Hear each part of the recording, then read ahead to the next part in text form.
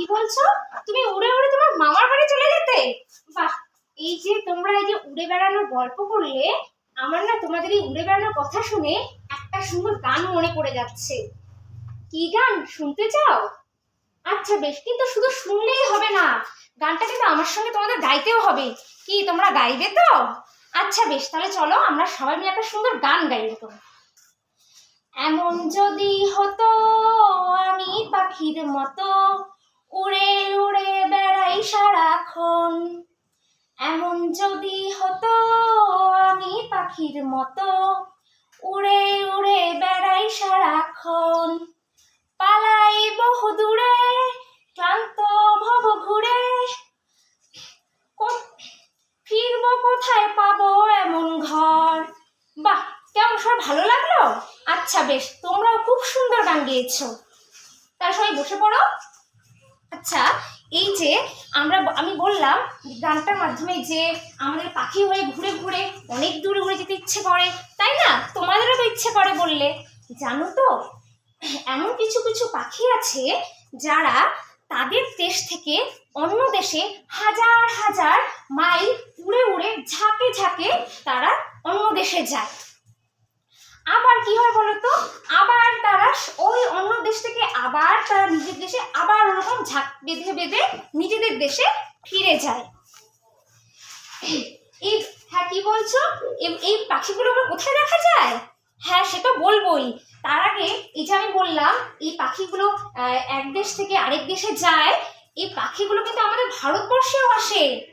জানো তো, অন্য দেশ থেকে উড়ে উড়ে আমাদের ভারতেও সেই পাখিগুলো আসে। এই যে বললাম এই পাখিদের কথা, এই পাখিদের কিন্তু বলা হয় পরিযায়ী পাখি। কি পাখি বললাম? পরিযায়ী পাখি। পরিযায়ী পাখি। আর অনেকেই জানো তো, এই পরিযায়ী পাখিকে না অনেকে আবার অতীত পাখি বলেও চেনে। কি পাখি বললাম সবাই বলো? হ্যাঁ, অতীত পাখি। আচ্ছা, পরিযায়ী পাখি না হয় বললো, কেন জানলাম। অতীত পাখি কেন বলা হয় কেউ একটু বলতে পারবে? কি মনে হচ্ছে? ঠিক বলেছ রিয়া, কারণ অতিথিরা যেমন আমাদের বাড়িতে কিছুদিনের জন্য আসে, আবার তারা কিছুদিন পর তাদের বাড়ি চলে যায়, ঠিক তেমন অতীত পাখিরাও কিন্তু বা এই পরিযায়ী পাখিরাও কিন্তু তারা আমাদের দেশে আসে, আবার তারা নির্দিষ্ট সময়ের পর তারা নিজেদের জায়গায় ফিরে যায়। হ্যাঁ রাহুল, বলবো তো, তারা কোথা থেকে আমাদের দেশে আসে। অনেকে বলে যে সাইবেরিয়া থেকে তারা মূলত আসে, কিন্তু শুধু সাইবেরিয়া নয়, তারা কিন্তু তিব্বত থেকে, ইউরোপের বিভিন্ন এলাকা থেকে, তিব্বত থেকে, চীন থেকে, মূলত যেই এলাকায় খুব শীত প্রধান এলাকা, সেই এলাকা থেকে কিন্তু তারা উড়ে উড়ে আমাদের দেশে শীতের আগে চলে আসে। হ্যাঁ, কি বলছো? কেন চলে আসে তারা আমাদের দেশে?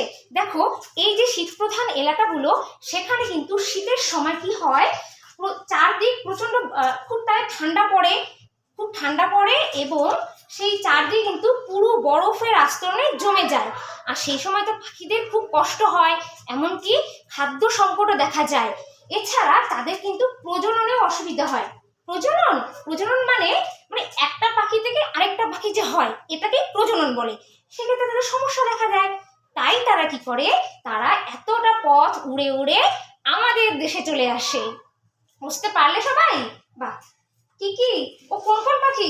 না না, কাক শালিক না, না এরা তো আমাদের এখানেই থাকে, কাক শালিক নয়।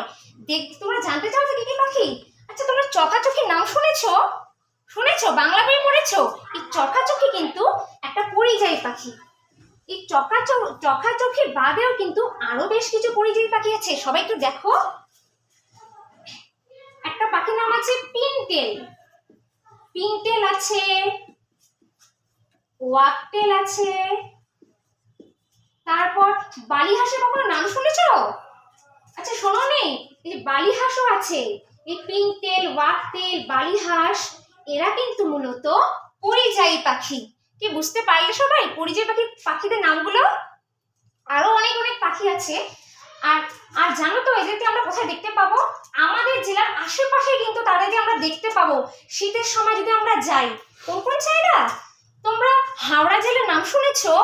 শুনেছো? বাহ, হাওড়া জেলার সাঁতরাগাছিতে পাবো দেখতে, তারপর সুন্দরবনে তাদের আমরা দেখতে পারবো, সুন্দরবনে কিছু এলাকায়, তারপর এই যে আমাদের জেলার পাশেই রয়েছে না গাজলডোবার, নাম শুনেছো? ও তোমার মামা বাড়ি গাজলডোবায়? এই গাজলডোবাতে, তারপর রায়গঞ্জের কুলিক পাখিরালয়ের নাম শুনেছো? বাহ, পরিবেশে পড়েছিলে রায়গঞ্জের কথা। বাহ, এই এই যে জায়গাগুলোতে কিন্তু পরিযায়ী পাখিরা কিন্তু আসে। আমরা যদি শীতকালে দেখতে ঘুরতে যাই, দেখবো যে ঝিলের পাশে ঝাঁকে ঝাঁকে অনেক পাখি উড়ে বেড়াচ্ছে। বুঝতে পারলে? বেশ, তবে কি জানো, ইদানিং না পরিযায়ী পাখিদের আসা না কমে গেছে। মানে আগে প্রচুর সংখ্যায় আসতো। কেন কমে গেছে? তার কারণ এই যে ঝিলগুলো বললাম, এই ঝিলগুলো না বেশিরভাগটাই না পানায় ভরে গেছে। এই যেমন একটা ঝিল হাওড়ার সাঁতরাগাছি যে ঝিলটা, সেই ঝিলের পাশাপাশি আরো বেশ কিছু ঝিলে ছিল পানায় ভরে গেছে, এবং যার ফলে কি হয়েছে বলতো, পরিযায়ী পাখিদের আসা কমে গেছে আগের তুলনায়। এছাড়াও কিছু মানুষ আছে যারা কি করে, পরিযায়ী পাখিরা আসলে তাদেরকে ধরে তাদের মাংস খায়। এই জন্য কিন্তু পাখিদের আসা কমে গেছে। বুঝতে পারলে তো? আর এই জন্য কি করেছে বলতো, আমাদের যে সরকার রয়েছে, আমাদের সরকার থেকে কিন্তু 2006 সালে পরিযায়ী পাখিদের বাসস্থান নিরাপদ রাখার জন্য এবং তারা যাতে তাদের দেশে আবার ফিরে যায়, তার জন্য কিন্তু একটা আইন বানিয়েছে। বুঝতে পারলে? আর আমরা সবাই 10 এবং 11ই মে বিশ্ব পরিযায়ী পাখি দিবস হিসাবে পালন করি। কি বুঝতে পারলে তো? তাহলে আমরা কোন কোন থেকে পরিযায়ী পাখি হিসেবে পালন করি? 10 এবং 11ই মে বিশ্ব পরিযায়ী পাখি দিবস। তাহলে সবাই বুঝতে পারলে নিশ্চয়ই আজ আমাদের কি নিয়ে ছিল পড়াটা? হ্যাঁ, ঠিক। তাহলে তোমরা তো বেশ শুনলে, তোমরা বুঝেওছো।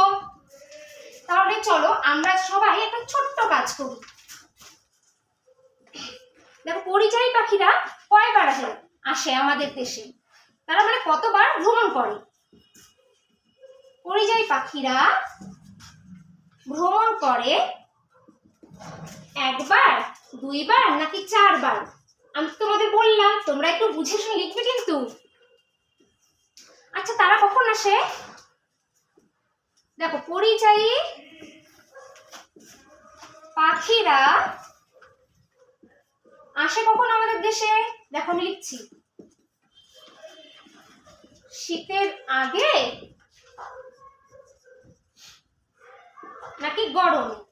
তোমরা কিন্তু বাড়িতে এগুলো করার চেষ্টা করবে। আরেকটা কোশ্চেন দিচ্ছি, আর আমরা যে আজ পরিযায়ী পাখিদের সম্পর্কে জানলাম, তোমরা তো অনেকেই সেই পরিযায়ী পাখি দেখোনি, আমি নিজেও দেখিনি সামনে থেকে। তাই কালকে তোমরা প্রত্যেকে কিন্তু স্কুলে আসবে। তারপর আমি তোমাদের কিন্তু এই পরিযায়ী পাখিদের ছবি দেখাবো, ভিডিও দেখাবো, এবং তারা কিভাবে ডাকে সেগুলো কিন্তু আমি তোমাদের আগামীকাল সবাইকে দেখাবো।